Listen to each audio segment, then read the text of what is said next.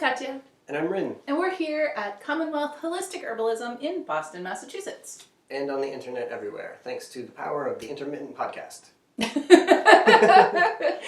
it the power of the internet? Yes, that too. Oh, okay. Yeah. It's been a minute. It's been a minute. It has been a minute. I just want everybody to know that right before he started the recording, we have these notes on the laptop here beside us so that we don't get too stuck in a tangent. I know we get stuck in tangents a lot, but the idea of the notes is that we won't do that. And right before we started, he hit the button to make the font larger because I'm getting bifocals. And right now I can't see You don't have them yet. I don't have them yet. And Soon. it's okay. Maybe you just had to be there, but it was just this little cute and also mischievous movement of like consideration and also scampiness. Accessibility for everyone, folks. That's what we're about. Yes. That includes us, you know. Yes. So whatever. Anyway, the font is bigger now, and I appreciate it. And now we can read it. And what does this say? Oh, this says today we're going to talk about red clover and Damiana. I'm pretty excited about it. That should be fun. Yeah, these are two herbs that I have been basically living off of over the past months. So For a while. Yeah. For a while. Yeah. You've been doing some work. I have. I'm really excited about them. So before we get into that, though, we're going to just briefly mention that if you like our podcast, you should check out our website, commonwealthherbs.com. First of all, if you like the podcast, there you can find a complete listing of all of the past episodes, including transcripts, and it's way easier to search through the archive there than scrolling back forever in your podcast app. Yes, that's true. That's true. Yeah, I'm often doing this myself. I'm like, oh, there was that episode of Unexplainable or the Ancient Egyptian podcast or whatever, and which one was it? I don't know. How will I ever find it? Go to their website, use the search box. Yeah, so check ours out. He never searches ours, though. He literally remembers everything we said in every single episode, and I don't know how he does it. Yeah, it's called the magic of production because I check it before we start filming. Mm-hmm. Oh. Usually. Know that. 80% of the time. Yeah. But on our website, you'll also find a blog archive with some really cool things in there. Some recommended resource lists, like where can I learn about this and that? We have some ideas for you. And some book recommendations as well. Everybody's always excited about book recommendations. Yeah, well, that's a good way to line up some new books to add to your pile. Yeah, exactly. I like that, yeah. And you'll also find links there to take you straight to our free courses and our entire course catalog. So again, all of that is at commonwealthherbs.com. Yes. All right. We also want to remind you that we are not doctors, we are herbalists and holistic health educators. The ideas discussed in this podcast do not constitute medical advice. No state or federal authority licenses herbalists in the United States, so these discussions are for educational purposes only. Mm-hmm. We want to remind you that good health doesn't mean the same thing for everyone. Good health doesn't exist as an objective standard. It's influenced by your individual needs, experiences, and goals. So keep in mind that we're not attempting to present a single dogmatic right way that you must adhere to. Everyone's body is different, so the things that we're talking about may or may not apply directly to you, but we hope that they'll give you some new information to think about and some ideas to research and experiment with further. Finding your way to better health is both your right and your own personal responsibility. This doesn't mean that you're alone on the journey, and it doesn't mean that you're to blame for your current state of health. But it does mean that the final decision when you're considering any course of action, whether that was discussed on the internet or prescribed by a physician, that's always your choice to make. Mm-hmm. Yeah. We've been talking about that a lot lately because part of why there haven't been any new episodes of the podcast for a little while is that we have been filming lots of new updated material for the clinical skills course, which is part of our clinical herbalist program. Mm-hmm.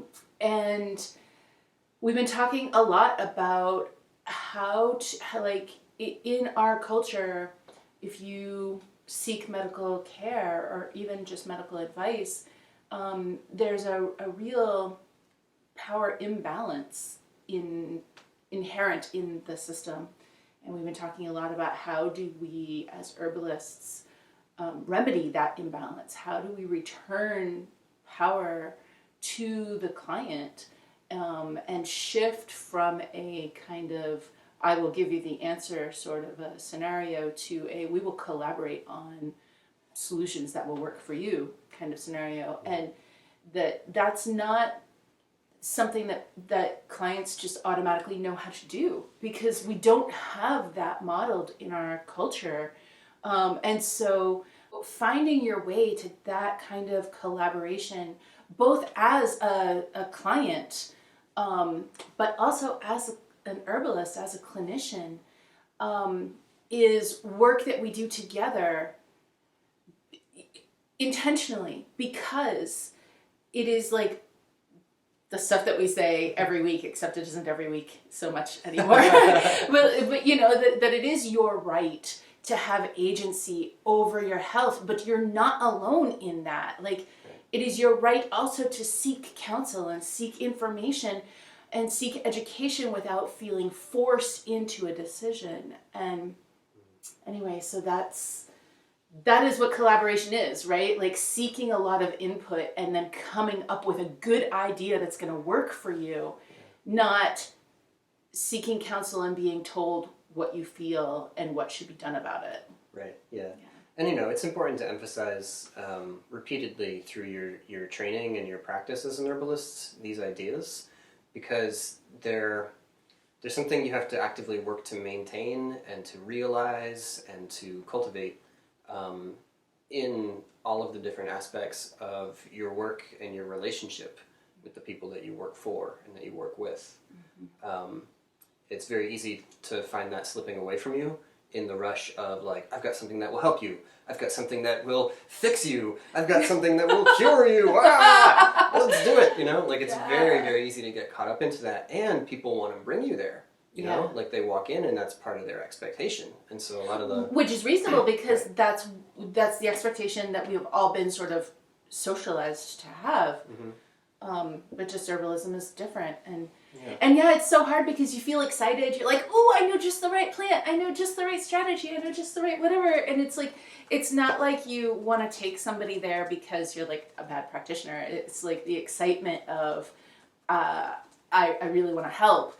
But then, you know, just always bringing that back to, I really want to collaborate. I really want to work with you. So, you know, this is, I'm finding a way here into our topic today. These two herbs that we're going to talk about. And I think I'm going to say it like this. Hey, Katya, I read on the internet that red clover cures breast cancer.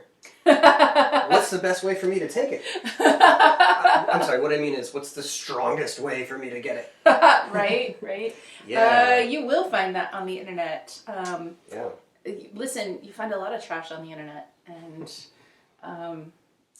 you know, okay, so where does that, like, myth come from? I think myth is probably the right thing to call it in this day and age. So the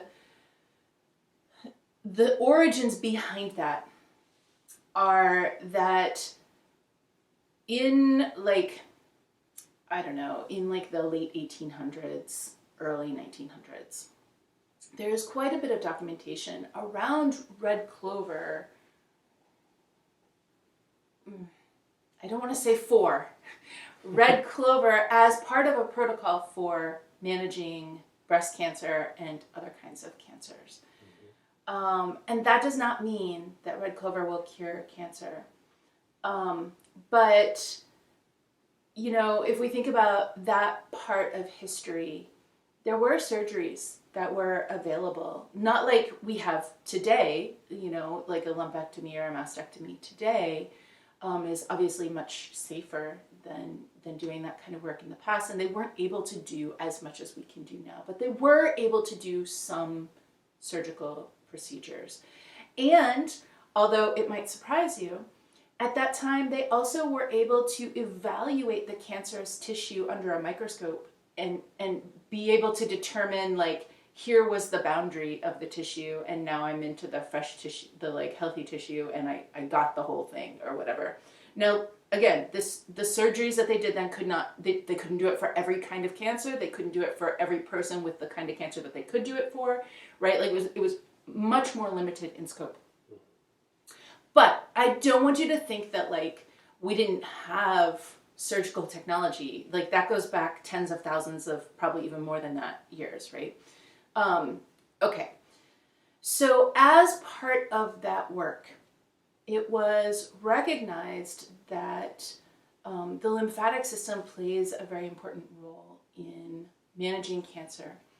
And so that is one of red clover's like superpowers, that it is able to stimulate lymphatic flow in a way that is not too jarring, but very effective. Like it's not so mild that it's sort of just like, oh, just a gentle stimulation, but it's not so strong that it's red root and it's going to dry out all of your lymph nodes. You know, like it's like the Goldilocks lymphatic stimulation.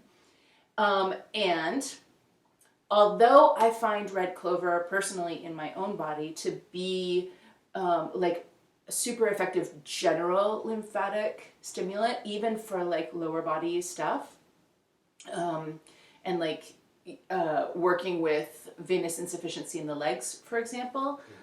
So I don't want you to think that it's only for boobs.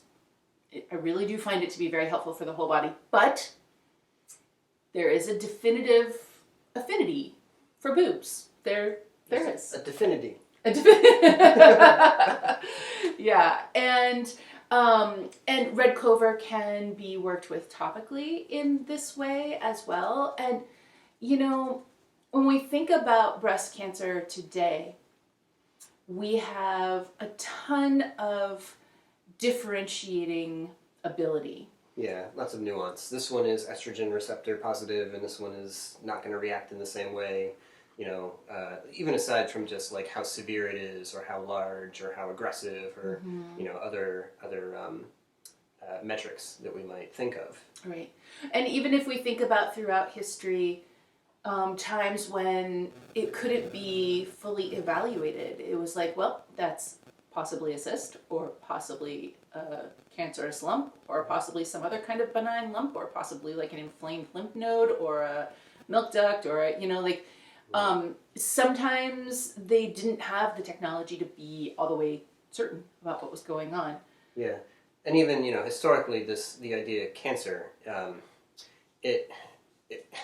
you would start with what's called bad blood, right? You would start with, okay, you're getting more skin eruptions, you're getting more digestive difficulties, you're getting more like expressions of stagnant fluid and poor clearance of your fluids in the body. So we're going to work with some alterative herbs, and that might include clover. We're going to improve your body's filtration. We're going to improve other factors inside your metabolism, and that's going to help to keep your fluids cleaner, and then that's going to lead to the reduction or maybe the dissolution of these things that have formed, right? So you were talking about like the 1800s and so, and people removing tumors and thinking about lymphatic flow and all of that. But even before then, just to say, oh, there's a lump, drink clover for a while. Hey, the lump is softer. Hey, the lump is smaller, right? A connection to be made on that level. Right. But yeah, and then that tying into the time when we knew there was a lump there, but we couldn't necessarily know exactly what it was. And we maybe didn't know all the different things that lumps could be. We have a lot better imaging now, and so that's good sometimes, and that's bad sometimes. But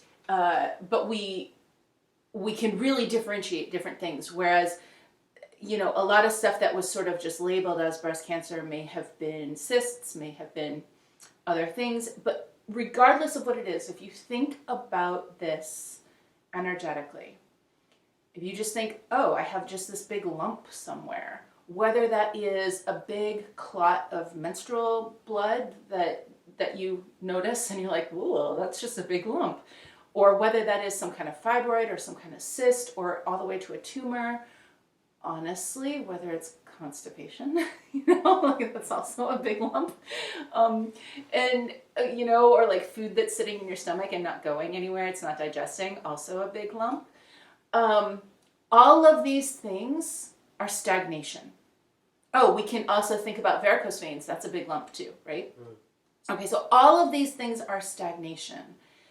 And in a time when it was harder to differentiate exactly what kind of lump it was, okay, well, they always knew what constipation was, like whatever, but the lumps that you can't see, like, is it a this, is it a that, is it just a sebaceous cyst, is it, not always was it clear. And so if you don't have the technology to know exactly what your lump is, what are you left with? Well, there's an accumulation of something, and it really probably shouldn't be there, and we should move it out. So logically, energetically, the idea of stimulating the lymphatic system in a kind of Goldilocks way, we're not going to just completely dry it out, we're not going to be super extreme about it, makes a lot of sense.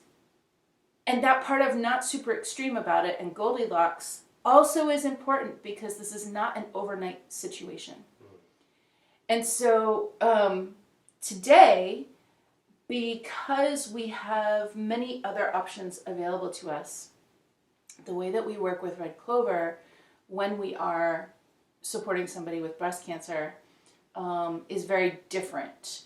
And so obviously this is going to be super complex, and I am not going to get into all of the details in a podcast, but in a person for whom Red Clover is going to be appropriate in a breast cancer situation, this would be playing a supportive role. For example, a relative or several relatives, maybe mom and a few aunts, had a type of breast cancer that works well with Red Clover. You don't have it and you don't want to have it, and so you start drinking Red Clover now in a preventative way to make sure that your lymphatic system is working well, addressing problems right from the start, that kind of thing. Yeah, I mean, this is it's not the whole point of looking at plants and looking at problems and people through the lens of herbal energetics, but it is one of the things that it enables you to do that are maybe not available to other methods, or other tools. So if you look at your own body and you say, yeah, I'm prone to stagnation, I got to make sure I keep my fluids moving, one of the ways I can do that is by drinking a tea blend that's got some lymphatic movers in it, like Red Clover, and I'll make that a regular habit, most days, And at the same time, I can make sure that I get some movement into my day. That's also going to help keep my fluids circulating, right? Other strategies I can think of, but the goal is to anticipate the problem before it fully manifests. Right. And I think people can understand that pretty well with cancer, especially now in the time where, at least I hope a little bit, that the concept of over-treatment has made its way out to the general public. This is kind of what you hinted at earlier, where sometimes the capacity to be able to scan things super finely can be a drawback or can have negative consequences. Right. Over-treatment is a major one, This is something that, it's odd, but it's not harming you, it's not going to kill you anytime soon, but then people might get an invasive surgery, there could be side, consequences to that. And I'm not even just talking about, like, the surgery went wrong. I'm talking about, hey, you just spent a couple of days in the hospital. That's a somewhat dangerous place to hang out. That is where the superbugs live. Yeah. So, I mean, and even if you think about a mastectomy or even a lumpectomy, even if it's very successful, there are side effects. Like, your lymphatic system is damaged in that area, and, that's something that you're going to have to manage afterwards. And so I don't want any of this to sound like you shouldn't see an oncologist or you shouldn't have surgery. You should do those things if those are appropriate. Yeah. But if you have something that's diagnosed super, super early, and you have a practitioner who is into it, and you have a really good clinical herbalist as well, and you're all collaborating together to say, okay, I'm going to make the following palette of changes in my life, including maybe an alterative blend that includes Red Clover, but a whole lot of other stuff too that's appropriate for each individual person. And we are going to test at regular intervals to find out, is it working or is it not working? Is this growing? Is it shrinking? That would be ideal. And sometimes that can happen if you catch it early enough. But that you are constantly monitoring, constantly staying in that safe zone, and that with your medical practitioner you have identified a line that is okay, this is not safe to experiment with anymore, now we do need to take some action. Yeah. And then you're testing, and as long as you're staying in that safe area that has been identified, you say, great, okay, we're going to continue with these holistic strategies. And if you hit that line or cross that line where you're not in a safe place anymore, that's when you talk to your oncologist about the next steps. So there's definitely space for collaboration here, for complementary work. And if you catch it early, like that's the good side of being able to catch things really, really early now, is that if you catch it early, sometimes you really can move the needle significantly. That's fantastic. If nothing else, maybe you make it easier to get through the surgery, right? Like you make the surgery a little less complex and you make your body a little stronger going in, that kind of stuff. Mm-hmm. But that's why I also say that like red clover is for breast cancer is like a myth today, because that's not, first off, red clover by itself is never going to do the job. But secondly, it's just so much more complicated than that today. It probably always was, but... Yeah. But, I guess it's that we can identify some of the points of complexity and respond to them more appropriately now. Yeah. Like if we maybe take it this way. If somebody just hears red clover cures cancer, and then they say, all right, cool, I'm going to go to Amazon, I'm going to find myself a red clover product, and I'm going to start taking that. Mm-hmm. Well, what they're very likely to encounter are products made from the leaf of the red clover plant, which are processed in such a way to emphasize their phytoestrogen content. So these are some constituents in the plant, and these are found in a number of legume family herbs, right? That can go into your body and bind to the estrogen receptor on a cell and trigger some of the same responses in that cell that it would engage in when your own naturally produced estrogen goes in and binds to it. The some there, the like emphasis on the word some, is because phytoestrogens are usually like beta estrogens, and then your endogenous estrogen can be either alpha or beta, and it gets a little bit more complicated than that. And then exogenous estrogen, like what you get from plastic leaching or from like flame retardant chemicals and stuff like that, those tend to be alpha estrogens. And the different types of estrogen function a little differently in the body. Sometimes the beta estrogens will turn things off that alpha estrogens have turned on, and sometimes it isn't working that way. And so it's not just as simple as saying, well, this is an estrogen dominant cancer and therefore I can never work with red clover. Regardless, I still wouldn't work with the leaves probably, but it just, there is a lot of complexity there that is dependent on exactly what's going on in your particular situation. Right, yeah. And like you say, the concern is on several levels there, but I think the more important one is how's that person going to behave in regards to other medical recommendations or interventions. If they're going to hear this and they're going to buy that product and believe that they've taken something just as good, or they've done something that's going to be totally sufficient for their problem, they could be really, really off base there. Right. And now maybe something progresses to be much worse, and we could have prevented that. That part is worth saying again, right? Like you think, oh well, it's got phytoestrogen, so it's going to take care of the problem, and this is all I'm going to do, and then it did not take care of the problem because it wasn't acting the way that you thought it was going to be acting, right. And then it did, and then things progress, and now you're in a worse position than you were when you started. Right. But I also want to say that like our worry here isn't solely focused on the fact that some tumors are estrogen responsive and the plant has phytoestrogens in it, and we're not like, oh no, my major worry is that they're going to make their tumors 6 times worse. Yeah. It's more the delay, it's more the diversion, that can happen sometimes. And this is why we take pains to emphasize that we're not against conventional interventions when they're necessary or when they're relevant, when they're appropriate. And appropriate is context bound, so right. there's a lot of nuance to all of that. But from a more self-interested point of view, if you're an herbalist listening to all this, remember that the number one way to get in trouble is to do anything that qualifies as practicing medicine without a license. And now I want you to think about that, not just for what you recommend to people, but think about what the world is recommending to people. Think about what the world is suggesting to people, what TikTok is suggesting to people. And please don't learn herbalism on TikTok. yeah. But then, say like, all right, well, what are the consequences of that, and what can I do to help to ameliorate that?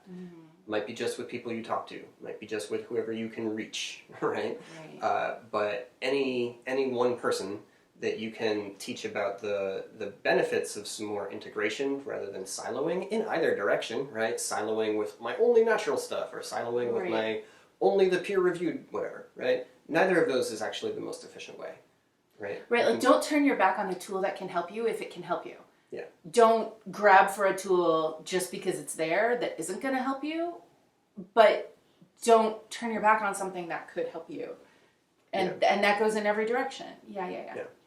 And so, when we do think about the relevance that red clover has to stagnation patterns, whether it's in the breast tissue or whether it's somewhere else in the body, for us, that's not about the phytoestrogens. That's about these impacts on lymph flow. Yeah, right? I'm glad you said that because I wanted to come back to phytoestrogens and just be super clear that that is such a small part of how this herb functions, small enough to even maybe kind of be a little negligible. The lymphatic action is so much bigger. Even the mineral action is so much bigger. And I don't want to pretend like there's no phytoestrogens and they're not doing anything. But I just don't our culture really is like red clover, phytoestrogens.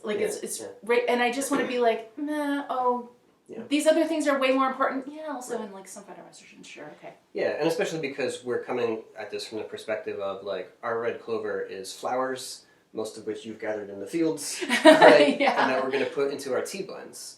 Now that is a different substance. That is a different object. That is a different agent from a capsule product made from the leaf, designed to emphasize those specific constituents. Right, where it's isolated and concentrated, the phytoestrogen content, that's totally different. So as far as we're concerned, there's red clover the herb, right, or even red clover blossom, right, the herb that we work with and have in our jar.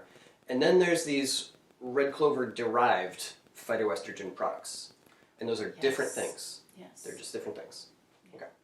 This is true for a lot of herbs, by the way, but for some herbs it's a little more pronounced than others. Yeah. Right? Yeah. Like a milk thistle supplement versus milk thistle seed, there's differences. Yeah, there's some concentration in the product, but basically it's still the same kind of thing. It's not as drastic. Yeah. Right. Yeah. Okay. Okay, but so lymphatic stuff. Listen, your lymphatic system is okay, so our road where we live now is this really small road that doesn't have a lot of traffic, and one end of it is got washed out in a storm several years ago, and just they haven't gotten around to fixing it yet, although I heard that maybe it's happening this fall.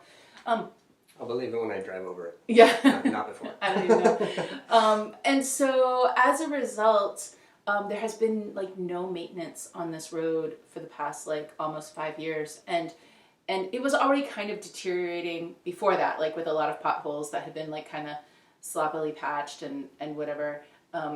This sounds like I'm dissing the DPW, and I'm not. They're fantastic, but okay. So so I go for a walk, and especially after a big rain or whatever, there's lots of places of the road now that have just been completely washed out, and driving over it is super treacherous, but they're kind of in a place where people don't drive very much. And by super washed out, I mean really, truly super washed out. And so sometimes when I'm out for a walk, seriously, this is really honest. We're getting there. Yeah. Sometimes when I'm out for a walk, I'm just looking at the road and how like really impassable it has become. And then like you get to the part where the road is like totally washed out, and it's like, okay, well, this is all the way impassable. Like you really can't do anything there. And that is your lymphatic system, right? Like if your lymphatic system isn't working, nothing's getting anywhere. There's just traffic jams everywhere. Supplies can't get where they need to go in your body. And I think that, you know, when we're in school, we learn a lot about the circulatory system and about blood vessels and blood. And we really don't learn very much about lymph. And, you know, like blood is like you drove to the store. Lymph is like you got all the stuff you needed and you came home again. And so if all you learned about is blood, you never came home. Like you didn't get the stuff, you didn't get home, you didn't do any of this, like nothing. You just stayed there forever, like molding in the parking lot. I don't even know. And so when we think about lymphatic function, there's a lot of factors involved. One is that we've got lymph nodes throughout the body.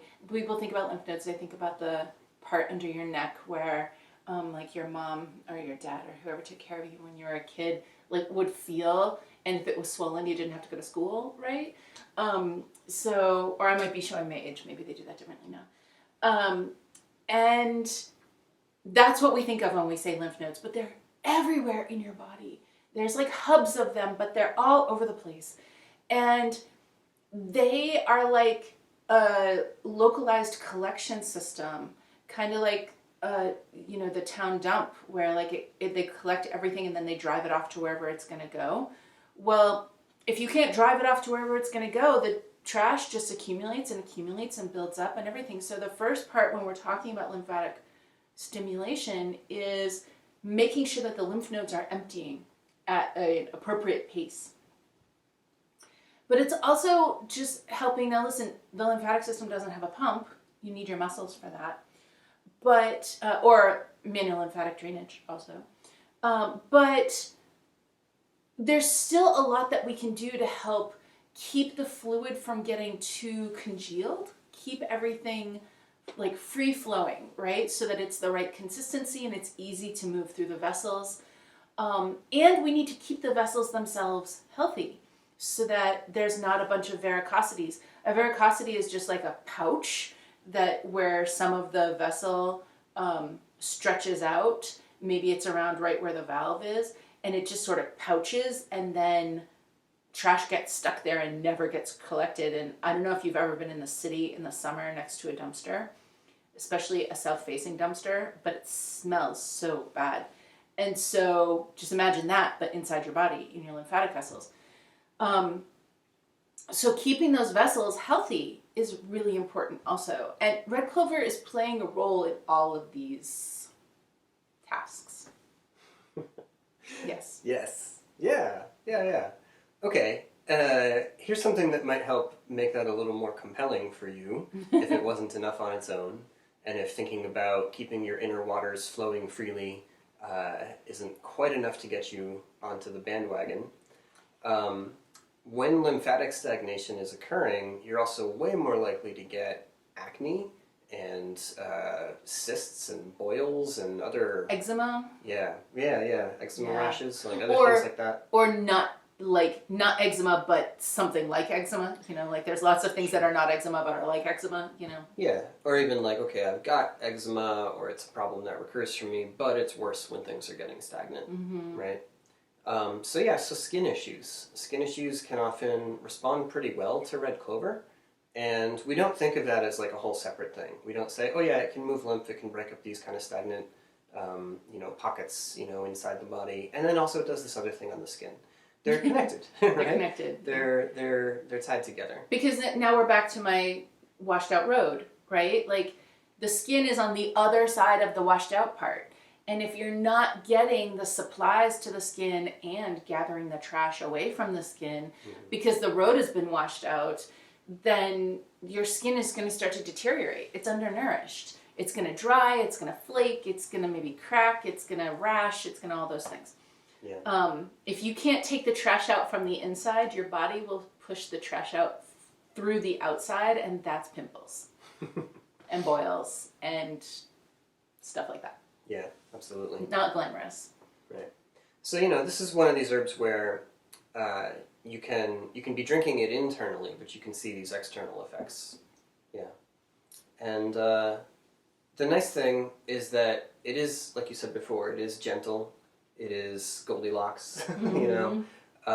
Red clover is an herb that you're not going to need to worry about like causing a big adverse event. Like, oh, this herb could be helpful, but if you take too much, it's going to make you nauseous, or it's going to make you have heartburn, or it's going to make your temples itch, or I don't know what. You're going to suddenly have tons of acne because you're dumping a bunch of whatever, like that's not going to... Yeah. No, so that's not a concern with red clover. And I think between that and the fact that it's like recognizable and really widespread and easy to harvest, this is often put out as like a beginner's herb, right? Mm-hmm. Oh, you're brand new. Yeah, you can learn about dandelion and red clover, and you won't hurt yourself.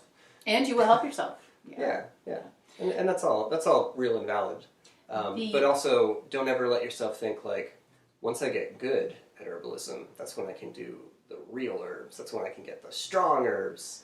That's not at least our style of herbalism. No, red clover is the strong. Yeah, no. There's plenty of good things to be done with day one plants. Yeah, listen, I am literally drinking red clover like every day right now for months and months and months. It is so important. Yeah. But I do want to say, since we're talking about it being really safe, there is a drug interaction here, and that is for somebody who's taking blood thinners. So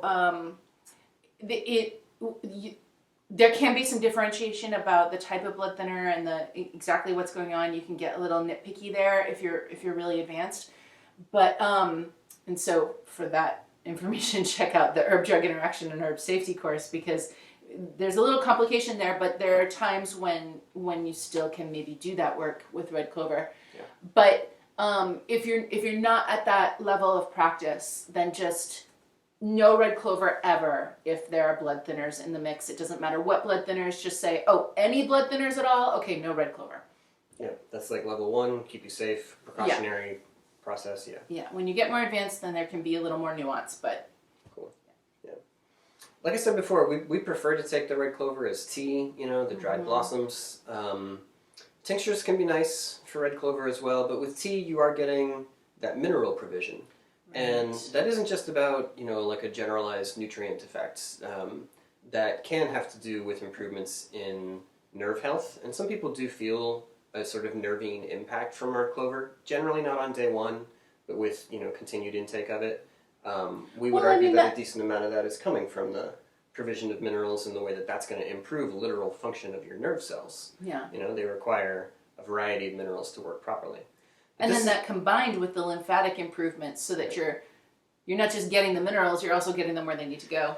Yeah, well, I was even going to say, like, there's a connection to the mineral content and the lymphatic movement. Like, part of what allows your fluids to get into the right places and move along in the body is that they're not just empty water. That they have the right type of electrolytes or the right balance of electrolytes to pass through this or that membrane in the body, right? Go in the right direction. So yeah, mineral-rich herbs often do have an impact on fluid balance, including lymph. And red clover is no different. Okay. I love it. Well, let's talk about Damiana then. And I think you'd been saying that the pair there, red clover with Damiana, has been a feature lately. Well, until I drank all the Damiana, but I have more on order, so I'll be very excited when it gets here. So, okay, remember I was saying that red clover is kind of, like it has a lot of boob association, but I find it to be really helpful in a generalized way. Damiana has a lot of pelvic affinity and like lower body affinity. Not only that, there's other things going on too, but it has that. And so when you are working with red clover and you're like, yeah, but I really want to work in like the lower half of my body, pairing it with an herb like Damiana is going to help get that movement directed in the place that you want it to go. Yeah. You could do ocotillo if the two were doing like a tincture combo. Yeah, you could. Yeah. But for tea, Damiana is better because you can't really, or don't want to, make an ocotillo tea. That wouldn't be Not so awesome. fun. Yeah, No. yeah. Although if you were making tincture, Damiana, and ocotillo together would also be really good. That'd be kinda cool. That'd be nice too. Okay. But okay, so Damiana. Damiana is another fluid moving stimulant. Here a little more on the circulatory side, the blood side. But really good at clearing blocks and stagnation. And a lot of affinity for the pelvic area. So I almost feel like Damiana is really appropriate for like anybody who has an office job and has to sit a lot, because that creates pelvic stagnation. Like just sitting all day long, everything's sort of folded in half or like in, whatever. Like your blood vessels are just bent all day and whatever, and you're not getting that movement, and that just creates stagnation. Anytime that stuff just sort of slows down its flow, just like a garden hose, when you bend it in half, like stuff is still going through, but it's going through slower. Yeah. There's pressure on those points right there, right? Yeah, yeah, and that's worth remembering for a number of reasons. One of which is that like you can better understand what happens with arteriosclerosis or atherosclerosis if you understand that it's not that every single blood vessel in your body is like all accumulating the same degree of restriction or blockade all at the same time everywhere, right? There's points in your body, there's places in the body where that problem is happening and becoming acute, and then others where things are mostly doing okay. And when we think about a posture analysis, and then we look and compare that to the places in the body where these problems tend to arise, we say, oh look, they're at the places where you're keeping those blood vessels bent at this angle all the time. Right. There's that pressure point on there, and that's where your body responds, and you get that cholesterol buildup or whatever inside. Yeah.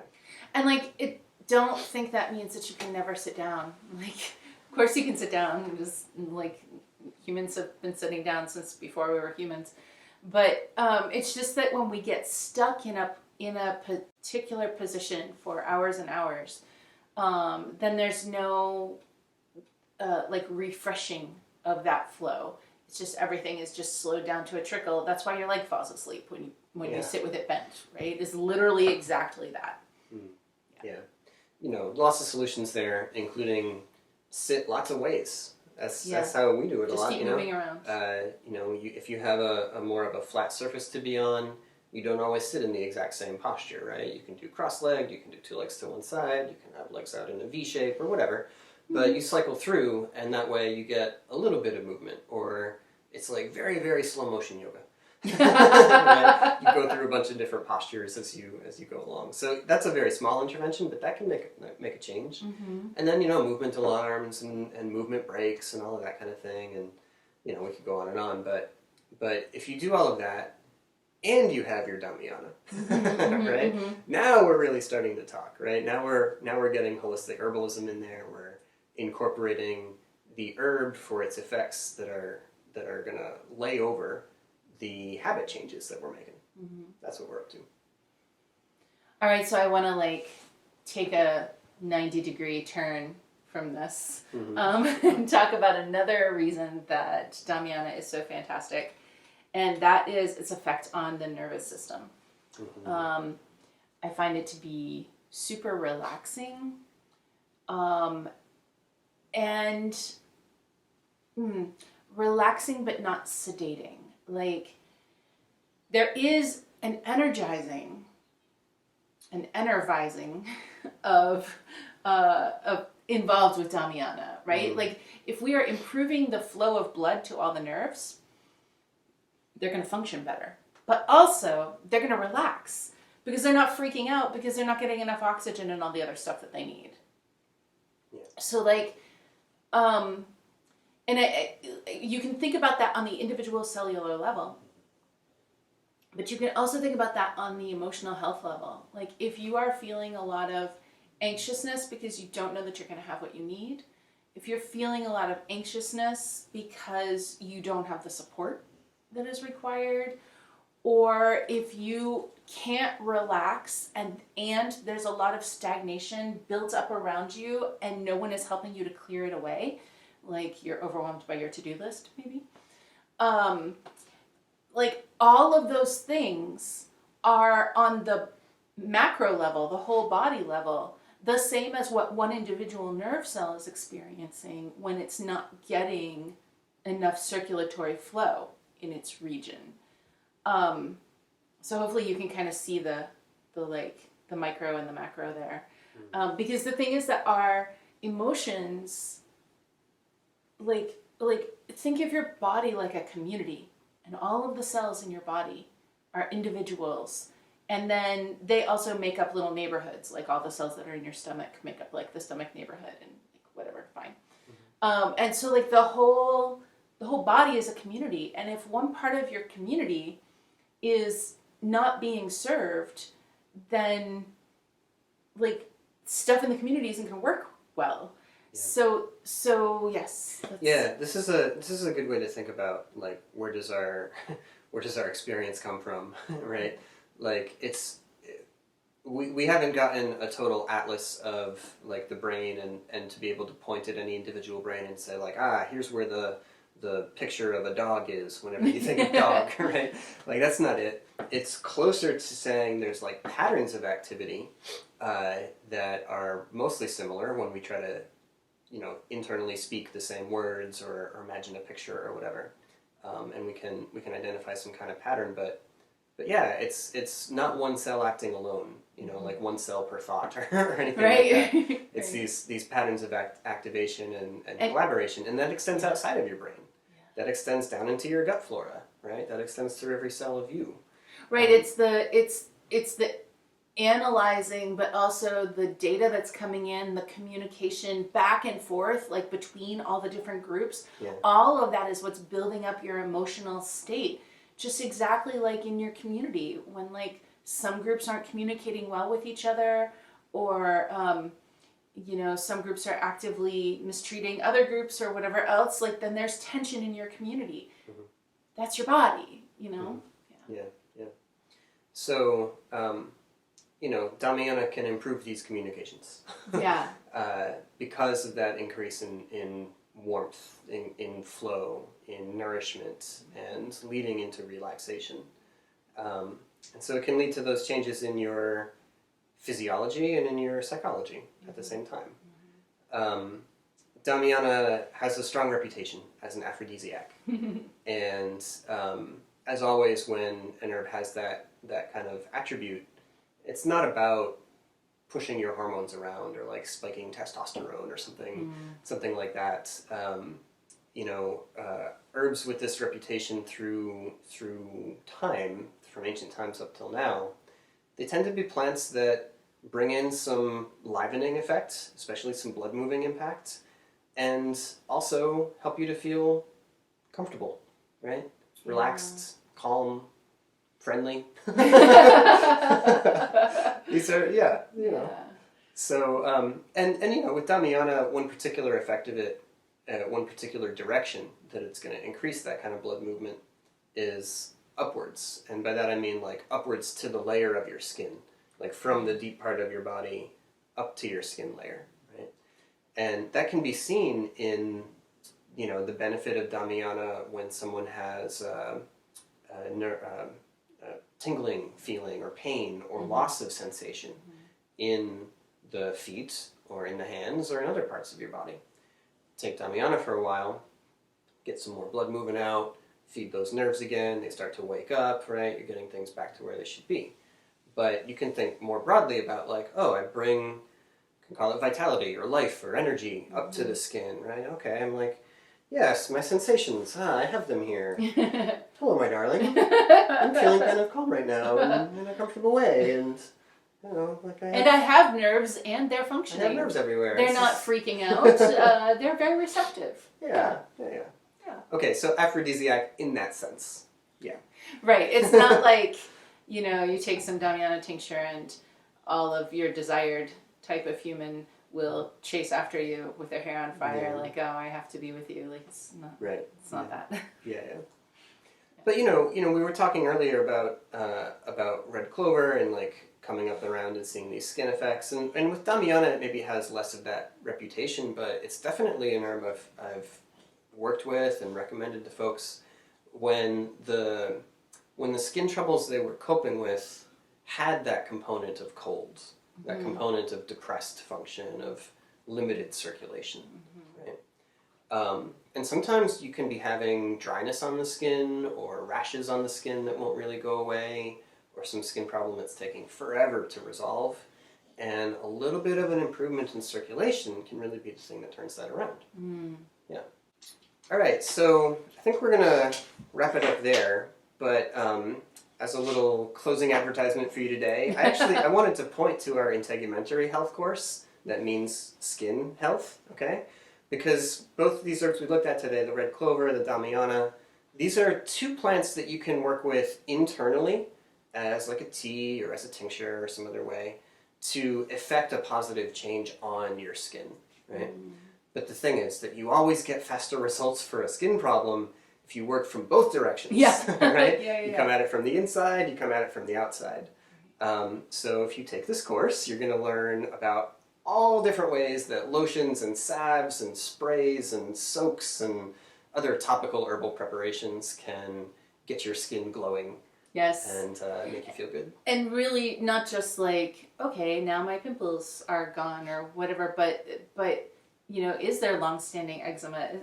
Is there psoriasis that we're trying to deal with? Okay, well, all the red clover in the world all the Damiana in the world are not going to be enough alone to deal with psoriasis. Psoriasis is really like built in there, know. Yeah, but that and a whole list of other strategies all together will make a huge difference. Yeah. 100%. So the integumentary health course, just like all of our online courses, includes video lessons, so that it's your herbal TV. There's MP3s of each of those lessons as well, so if you want to take them on a walk and learn as you go, you can do that. We've got PDF guides for you. We've got discussion threads right there integrated into every lesson. So if you're watching along, you have a question, you pop it right in. You get an answer within a day. Awesome. Apart from that, there's a separate a student community that you'll get access to, and there you can chat with your peers and with us about what you're working on and what you're interested in. There's weekly Q&A sessions, twice weekly Q&A sessions, live with us, so you can ask your questions that way too. And all of this you get with lifetime access. You're not on the clock to try to complete everything in a month or whatever. You get this for as long as the internet exists. And every time we make updates, then they magically are added to your account for free. You don't have to do anything. You just get all the new material forever. Yeah. Yeah. That's how we do it. So you can find that course and all of our courses at online.commonwealthherbs.com. Okay. Well, that's it for today. We'll be back sometime with some more Holistic Herbalism podcasts for you. Until then, take care of yourselves, take care of each other, drink some tea. And flow those fluids. Yes. I never know what the last part is going to be. It's always like a surprise. Bye, everybody. Bye-bye.